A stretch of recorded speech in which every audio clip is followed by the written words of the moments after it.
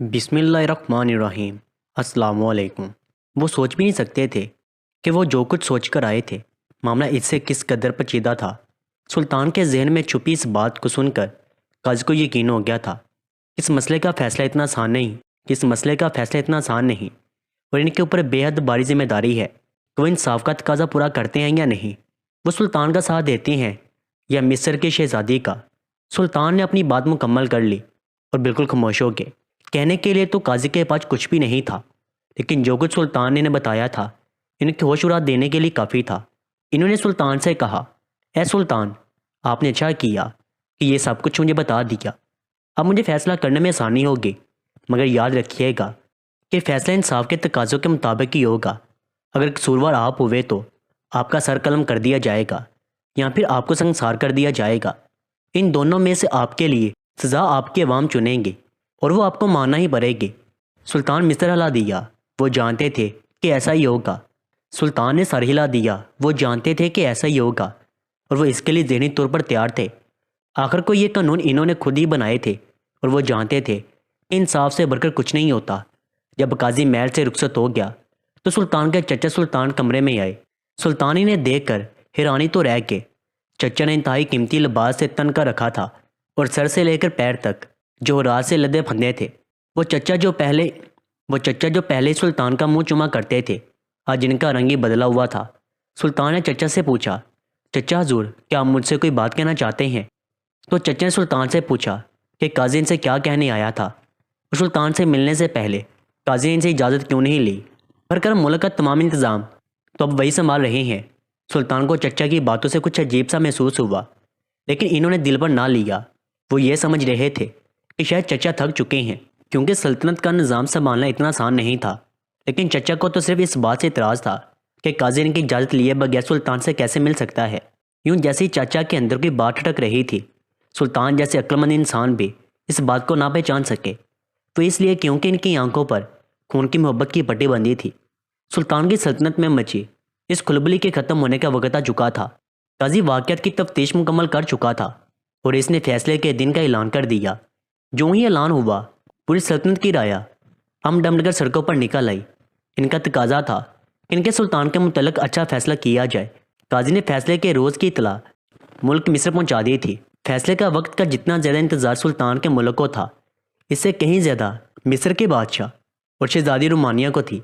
जो ही इन दोनों ने यह सुना कि काजी ने फैसले का वक्त तय कर दिया है, बादशाह ने अपने मुल्क में ऐलान कर दिया कि तमाम फ़ौजी तैयार हो जाएं। वो अपनी फ़ौजों के समेत मिस्र जाएंगे। फ़ौजें मिस्र के महाज पर तैयार खड़ी होंगी और बादशाह शहजादी रुमानिया के साथ काजी का फैसला सुनने जाएंगे।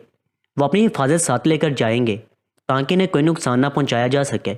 अगर काजी ने सुल्तान के हक में फ़ैसला दिया और शहजादी के साथ नाइंसाफ़ी की, हालांकि ये बात साफ जाहिर है कि सुल्तान ने शहजादी रुमानिया और इसकी छोटी बहन के साथ गलत हरकत की है, तो मौका पर ही मिस्र की फ़ौजें सुल्तान की सल्तनत पर हमला कर देंगी। अगर बादशाह अपनी शहजादी की बेइज्जती का बदला ज़रूर लेगा। शहजादी रुमानिया ने जब फैसले के दिन का सुना तो इसके चेहरे पर एक गहरी मुस्कुराहट फैल गई। वो जानती थी कि बरसों पुराने एक वाक़े का अंजाम अब जल्द हो जाएगा। सालों से वो जिस सूली पर लटक रही है, अब भी सूली पर सुल्तान लटने वाला है। शहजादी के जहन में बरसों पुराने मंजर उबर उबर कर मटक रहे थे। वो अपना बेहतरीन लिबास मुंतखब करने लगे। सुल्तान की सल्तनत में फैसले के दौरान वो सबसे हसीन दिखना चाहती थी। दूसरी तरफ सल्तनत के एक अंधेरे कमरे में सुल्तान जायनमाज पर बैठे थे। वो किसी से कोई बात किए बगैर सिर्फ अपने रब से बात कर रहे थे। वो कह रहे थे, ऐ मेरे रब, आप जानते हैं मैं बेकसूर हूँ, मगर मेरे पास अपनी बेगुनाही को साबित करने के लिए कुछ नहीं है। इस वक्त वो दोनों लड़कियाँ मेरे कमरे में मौजूद थी। मैं आपके हज़ूर सजदा रेज़ था। मेरे पास सिवाय आपके और कोई गवाह नहीं है। मैं जानता हूँ कि आप गवाही देने के लिए आसमान से नीचे नहीं आ सकते, लेकिन मेरे लिए सबब बनना आप ही का काम है। फैसले का दिन आन पहुंचा। एक बड़े मजमे के अंदर फैसले का ऐलान होना था। हालांकि सुल्तान को अब तक गिरफ्तार नहीं किया गया था, लेकिन मजमे तक पहुंचने के लिए 2 सिपाही सुल्तान को लेने महल पहुंचे। सिपाही अपनी ही नज़रों में गिरे जा रहे थे। वो अपने सुल्तान को गिरफ्तार करके ले जा रहे हैं, लेकिन इस रोज़ सुल्तान बेहद खामोश थे। वो चुपचाप दोनों सिपाहियों के हमरा फैसले के मैदान की जानब चल पड़े। मैदान में पूरी सल्तनत के लोग अमडाए थे। वो सब اپنے سلطان کے متعلق فیصلے سننے آئے تھے۔ ان میں سے کئی لوگ سلطان کے حق میں تھے اور کئی لوگ سلطان کے خلاف تھے اور چاہتے تھے کہ دوسرے ملک کی شہزادی کو گھر بلا کر شرمندہ کرنے کی سزا کے طور پر سلطان کو سزا دی جائے، کیونکہ سزا امیر اور غریب کو برابر ملنی چاہیے۔ سلطان کے چچا بھی اپنی مسند پر آ کر بیٹھ گئے تھے۔ وہ حسب توقع بے حد برکیلے لباس میں تھے۔ ان کے چہرے پر گہری سوچ اور لبوں پر مسکراہٹ تھی، یوں جیسے آج ان کی قسمت کا بھی فیصلہ ہونے والا ہو۔ سلطان کو لایا گیا اور لوگوں نے چیخو پکار شروع کر دی۔ اسی دوران مجمع میں اعلان ہوا کہ مصر کا بادشاہ شہزادی نعمانیہ کے ساتھ میدان میں آ پہنچا ہے۔ تمام کے تمام افراد کی نظر بادشاہ کی شان و شوکت اور شہزادی نعمانیہ پر جم کے رہ گئی، جس کا حسن آج حوروں کو بھی مات دے رہا تھا۔ یوں لگتا تھا آج وہ کسی خاص تیاری سے آئی ہیں۔ شہزادی نے ایک گہری نظر سلطان پر ڈالی، جو خاموشی سے کھڑے اپنے فیصلے کا انتظار کر رہے تھے۔ سلطان کے چہرے پر آج معمول سے کئی گنا زیادہ سنجیدگی تھی۔ جو ہی قاضی اپنی شست پر آ کر بیٹھا، اس نے اعلان کیا کہ وہ فیصلہ کا وقت شروع کرنے والا ہے۔ مجمع پر موت کا سناٹا سا چھا گیا۔ قاضی نے فیصلہ سنانا شروع کیا اور ایک کے بعد ایک گواہوں کو بلاتا گیا۔ تمام گواہوں نے وہی بیان کیا جو انہوں نے دیکھا تھا، یعنی شہزادیوں کو سلطان کے کمرے سے نازیبہ حالت میں برآمد ہوتے ہوئے دیکھا تھا۔ مجمع خاموشی سے سب کچھ سن رہا تھا۔ تمام گواہ وہی کہہ رہے تھے جنہوں نے دیکھا تھا، اور وہ سب کچھ سلطان کے خلاف تھا۔ سلطان کے چچا خاموشی سے یہ سارا تماشا دیکھ رہے تھے۔ انہوں نے ایک لفظ بھی اپنے بھتیجے کے حق میں نہ بولا، بلکہ وہ گہری نظروں سے شہزادی رومانیہ کا جائزہ لے رہے تھے، جو سلطان کو دیکھتے ہوئے کچھ بے چین لگ رہی تھی۔ جب تمام گواہوں کی بات مکمل ہو گئی تو قاضی مجبور ہو گیا وہ اپنا فیصلہ سنا دے۔ فیصلہ سناتے وقت قاضی کا چہرہ سفید ہو رہا تھا، لیکن انصاف کا تقاضا یہی تھا کہ سامنے جو کوئی بھی شخص ہے، فیصلہ کھرا ہونا چاہیے۔ چنانچہ قاضی نے فیصلہ سنانا شروع کیا۔ اس نے کہا کہ جیسے کہ تمام مجمع نے سنا، محل میں اس روز کیا ہوا تھا۔ مصر کا بادشاہ سلطنت کا مہمان تھا اور شہزادی رومانیہ کی عزت سلطنت کی عزت تھی، لیکن سلطان نے اپنے ہی گھر میں زکند لگائی اور اپنے مہمان کی عزت داؤ پر لگا دی۔ ایک سلطان ہونے کی حیثیت سے یہ ضروری نہیں کہ وہ جو چاہے کر سکتے ہیں۔ زنا کی سزا اسلام میں بے حد سخت ہے، اور تمام گواہوں کے اعلانات سے یہ ثابت ہوتا ہے کہ سلطان شہزادی رومانیہ اور اس کی چھوٹی بہن کے ساتھ زنا کے مرتکب ہوئے ہیں۔ اس لیے اسلامی سزاؤں کے عین مطابق سلطان کے سنگساری یا موت کی سزا تجویز کی جاتی ہے۔ اب عوام کو یہ فیصلہ کرنا ہے کہ وہ اپنے سلطان کو سنگسار کر کے موت کے گھاٹ اتارنا چاہتے ہیں یا پھر سر قلم کر کے۔ جو ہی قاضی نے اس بات کو مکمل کیا، مجمع پر قیامت ٹوٹ پڑی۔ سلطان نے اپنا سر جھکا لیا۔ انہوں نے تسلیم کر لیا تھا کہ اگر ان کی قسمت میں یہی ہے تو وہ اس کو ضرور قبول کریں گے۔ آخر کو ان کے رب نے اس میں بھی ان کے لیے کوئی بلائی رکھی ہے۔ آخر کو ان کے رب نے اس میں بھی کوئی بلائی رکھی ہوگی۔ سب سے عجیب بات یہ تھی کہ یہ سارا فیصلہ سننے کے بعد سلطان کے چچا بے حد خوش نظر آ رہے تھے، حالانکہ ان کے سگے بھتیجے کی موت کی سزا سنائی گئی تھی۔ وزیر نے نفرت آمیز نظروں سے سلطان کے چچا کی جانب دیکھا۔ وہ جان گیا تھا کہ چچا نے سلطان کی سلطنت کے حصول کے لیے سلطان سے محبت کا ڈونگ رچایا ہے، مگر بات اس سے کہیں زیادہ خطرناک تھی۔ یہ وزیر نہیں جانتا تھا، اور نہ ہی مجمع میں موجود لاکھوں افراد۔ سلطان بھی تو بے خبر تھے اور بے خبری میں ہی مارے جا رہے تھے۔ لیکن جسے اللہ رکھے اسے کون چکھے۔ اس سے پہلے کہ قاضی اپنا فیصلہ سنا کر اٹھ جاتا اور سلطان کو موت کی سزا دی جاتی، اچانک شہزادی رومانیہ اپنی جگہ سے اٹھ کھڑی ہوئی۔ وہ شدید بے چین نظر آتی تھی۔ وہ صرف اور صرف سلطان کو دیکھے جا رہی تھی۔ اس نے پرزور آواز میں کہا، سلطنت کے قاضی، اس واقعہ کی دوسری فرق میں ہوں۔ یہ سب کچھ میرے ساتھ ہوا تھا، اس لیے میں آپ سے کچھ کہنا چاہتی ہوں۔ تمام مجمع میں سرگوشیاں ہونے لگی۔ آخر یہ کیسی شہزادی ہے جو سرے عام اپنی بربادی کا قصہ سنانا چاہتی ہے؟ لیکن شہزادی رومانیہ تو ہمیشہ سے بے باک اور طرح دار تھی۔ دنیا کی کوئی طاقت اس کو اس کی دل کی مرضی کرنے سے نہیں روک سکتی تھی۔ قاضی نے اس سے کہا کہ وہ جو کہنا چاہتی ہے جلدی کہے۔ شہزادی رومانیہ سلطان کی طرف دیکھتے ہوئے جیسے کہیں کھوسی گئی۔ اس کی آواز جیسے دور کہیں سے آنے لگی۔ شرمندہ سی آواز میں شہزادی رومانیہ نے آنے والے لمحات میں جو کچھ بتایا، اس سب نے سلطنت کے لاکھوں لوگوں کے دلوں کو پاش پاش کر دیا۔ سلطان جو اب تک زمین میں نظریں گارے کھڑے تھے، یکدم انہوں نے اپنا سر بلند کر لیا۔ انہوں نے سنا شہزادی رومانیہ کہہ رہی تھی، وہ آپ لوگوں کو گزرے برسوں کی ایک داستان سنانا چاہتی ہے۔ جب سلطان ہمارے ہاں مصر میں مہمان کے طور پر آئے تھے، ان دنوں میں دنیا کو اپنی مٹھی میں کر لینا چاہتی تھی۔ سلطان کو دیکھتے ہی میں نے ان کے اوپر دل ہار دیا۔ میں جانتی تھی کہ میں بے حد حسین ہوں، اور جس کی طلب میں کر لوں وہ اسے حاصل کر کے رہتی ہوں۔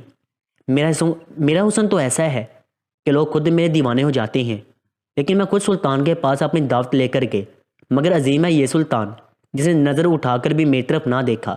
اس نے نہ صرف میری گناہ کی دعوت ٹھکرا دی بلکہ مجھے سمجھایا کہ ایسے کاموں میں کچھ نہیں رکھا اور مجھے اپنے ملک اور والدین کی عزت کی لاج رکھنی چاہیے۔ اگر آپ لوگ مجھے جانتے ہیں تو یہ بھی جانتے ہوں گے کہ مصر میں میری خود سری مشہور ہے، میری مٹی میں مصر کی خودداری بھی شامل ہے، اس لیے مجھے سلطان کی یہ بات سخت زہر لگی۔ آخر ایک شخص مجھے انکار کیسے کر سکتا ہے؟ یہ بات مجھے اندر ہی اندر کھانے لگی۔ سلطان تو اپنا وقت پورا کر کے ہمارے ملک سے روانہ ہو گئے، لیکن میں اندر ہی اندر ختم ہونے لگی۔ سلطان نے جس طرح مجھے ٹھکرا کر میری بےزتی کی تھی، میں اسے بول ہی نہیں پا رہی تھی۔ اس کشمکش میں میں دن رات جل رہی تھی۔ جب مجھے ایک شخص ملنے آیا، یہ برا شخص میرے لیے ایک پیشکش لے کر آیا تھا، ایک ایسی پیشکش کہ اگر میں اس کا ساتھ دوں تو میرے ساتھ کئی جانے والے سلطان کے سلوک کا بدلہ لینے میں میری مدد کرے گا، تو وہ میرے ساتھ کیے جانے والے سلطان کے سلوک کا بدلہ لینے میں میری مدد کرے گا۔ میں تو پہلے سلطان سے نفرت کی آگ میں جلس رہی تھی، ان سے بدلہ لینا چاہ رہی تھی۔ جب میں نے اس شخص کی پیشکش سنی تو مجھے لگا میرے دل کی مراد برائی ہے۔ میں نے آؤ دیکھا نہ تاؤ دیکھا اور اس شخص کی بات مان لی۔ گویا کہ اس نے جو کچھ مجھے کہا وہ مجھے زندگی بھر کے لیے برباد کرنے کے لیے کافی تھا۔ مگر میں شہزادی رومانیہ ہوں اور میرے نزدیک میرے فیصلوں سے بڑھ کر کچھ نہیں ہے۔ میں اپنی بےزتی کا بدلہ لے کر ہی رہتی ہوں، اس لیے میں نے اس شخص کی مدد کرنے کی ٹھان لی، اور اس کے بعد وہی سب کچھ ہوا جو آپ لوگوں نے اس ملک میں دیکھا۔ وہ شخص جس نے مجھے سلطان کی کردار کشی کرنے کے لیے آمادہ کیا اور مصر سے یہاں بلایا، وہ کوئی اور نہیں بلکہ وہ برا شخص سلطان کا چچا ہے۔ شہزادی نے جو ہی اپنی بات مکمل کی، مجمع میں یکدم چیخے ابھرنے لگے۔ سلطان کے چچا جہاں کے تہاں کھڑے رہ گئے۔ وزیر جو یہ بات پہلے ہی بانپ چکا تھا، اس نے تیز سے آگے بڑھ کر سلطان کے چچا کا گریبان پکڑ لیا۔ اب جب وہ جانتا تھا کہ یہی اس کے سلطان کا دشمن ہے، تو اسے اس بات سے کوئی فرق نہیں پڑتا تھا کہ سلطان کے چچا کا سلطان کے ساتھ خونی رشتہ ہے۔ دیر پہلے وہ چچا جو اپنے سلطان بننے کے خواب دیکھ رہے تھے، وہ سوچ بھی نہیں سکتے تھے اچانک سے شہزادی نعمانیہ کی بات سے زمین پر آ پڑے۔ وہ سوچ بھی نہیں سکتے تھے کہ بیوقوف لڑکی اتنی جلدی ہار مان لے کہ ان کا خون کھول رہا تھا۔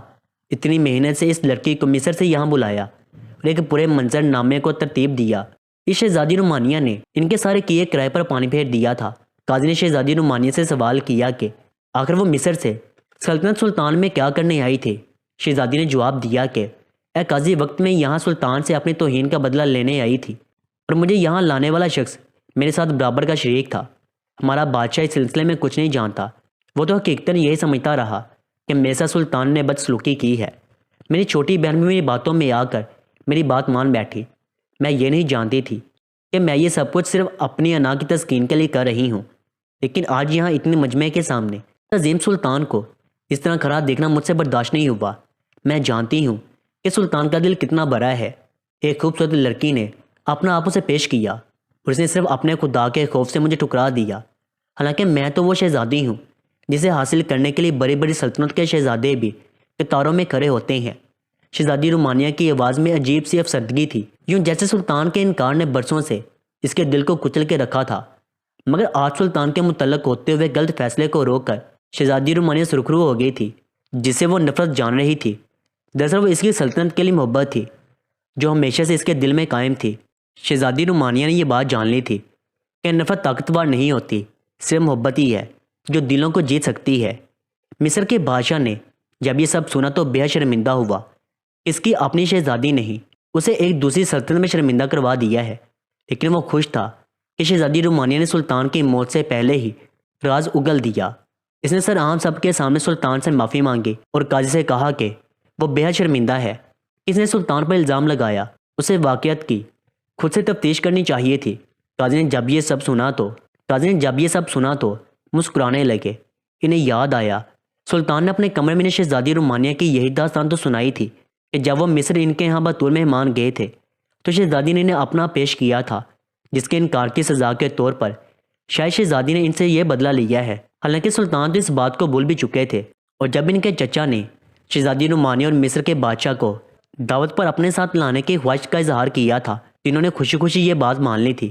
یہ ان کے لیے بڑی خوشی کا مقام تھا کہ مصر کا بادشاہ اپنی شہزادی کے ہمراہ ان کے ہاں بطور مہمان ٹھہرے۔ وہ یہ نہیں جانتے تھے اس کے چچا ان کے لیے وہ گڑھا کھود رہی ہیں جس میں آخر کار وہ خود ہی گر جائیں گے۔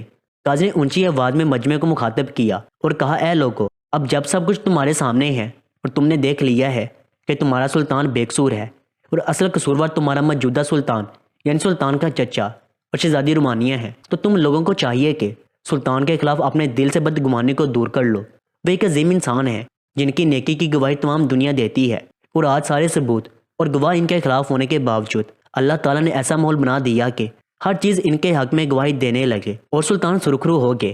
قاضی نے اعلان کیا کہ سلطان کے چچا کو گرفتار کر لیا جائے اور سلطان کو دوبارہ ان کی مسند پر بیت احرام بٹھا دیا جائے۔ قاضی یہ فیصلہ دینے والا صرف ایک شخص تھا۔ سلطان چاہتا تو کچھ بھی کر سکتا تھا، لیکن وہ ایک انسان تھے اور جانتے تھے کہ جس طرح سلطنت کے ہر انسان کا فیصلہ ہوتا ہے، اسی طرح ان پر لگے ہوئے الزام کا فیصلہ بھی ضروری تھا۔ اپنی تمام سلطنت کے سامنے سلطان سر اٹھائے کھڑے مسکرا رہے تھے۔ انہیں اپنے خدا پر پیار آ رہا تھا جس نے ایک بار پھر انہیں سرخرو کیا تھا۔